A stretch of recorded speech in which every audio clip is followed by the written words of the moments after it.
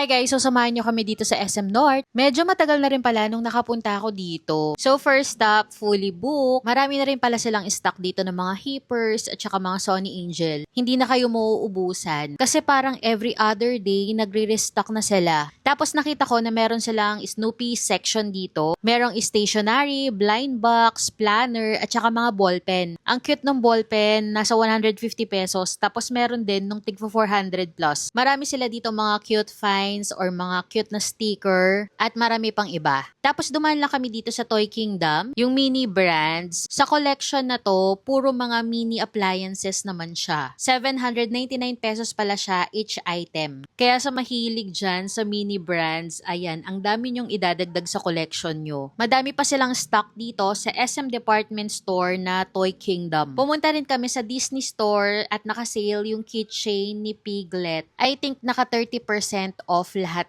to. Nasa 700 plus na lang siya. Dati siyang 1,000 plus. So, ayun lang guys. Buyers, follow me for more.